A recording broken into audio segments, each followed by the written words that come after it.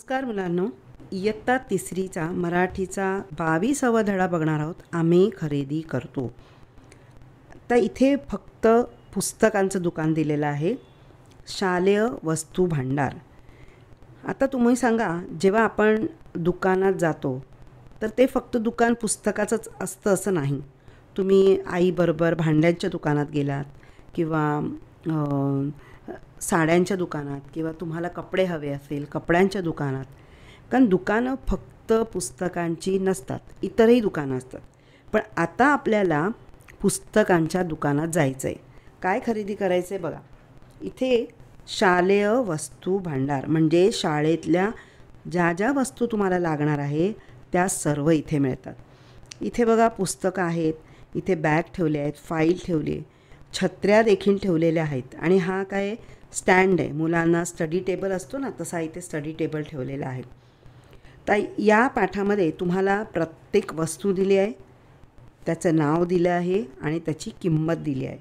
तर तुम्हाला हे पाठांतर करायचं आहे, कारण तुम्हाला परीक्षेमध्ये वस्तू दिली जाईल, त्याची किंमत विचारली जाईल किंवा वस्तू दिलं जाईल, त्याचं नाव विचारलं जाईल. तर हे तुम्हाला पाठांतर करायचं आहे. ही शाळेच्याच वस्तू आहेत. आणि इथे शाळेच्या दुकानात कॉईन्स देखील असतात, कॉईन्स नोट किंवा यासाठी देतात की मुलांना त्यांच्या गणिताच्या विषयामध्ये ही नोट कोणती आहे किंवा ह्या 10ची नोट आणि प्लस 20 रुपयाची नोट किती होतात यावर तुम्हाला प्रश्न दिले जातात.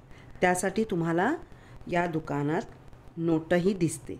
आणि हे नोटी असल्यामुळे तुमच्या शिक्षकांना किंवा तुम्हाला प्रत्येक नोटवर काय लिहिलेलं आहे, किती रुपयाची नोट आहे याचा अंदाज येऊ शकतो. आणि त्यावर तुमची शिक्षिका ॲक्टिव्हिटी पण घेऊ शकते.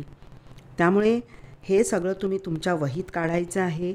त्याचं चित्र देखील काढा, त्याचं वस्तूचं नाव लिहा आणि ते पाठांतर करा. आणि तुम्ही जे नाणी आहेत त्या नाणी तुम्हाला डायरेक्ट तसं येणार नाही, पण तुम्ही पेन्सिलनी कागदावर गोल काढून आणि त्याच्यात जसा छाप दिलेला आहे त्याप्रमाणे तुम्ही छाप तयार करायचा आहे. आणि हे सगळं तुम्हाला एकट्याने तुमच्या मराठीच्या वहीत लिहायचं आहे आणि तुमच्या शिक्षकांना दाखवायचं आहे. आणि हे सर्व पाठांतर देखील करायचं आहे. हा व्हिडिओ तुम्हाला आवडला असेल तर तुम्ही शेअर करा, लाईक करा, सबस्क्राईब करा आणि कमेंट्स करा. थँक्यू.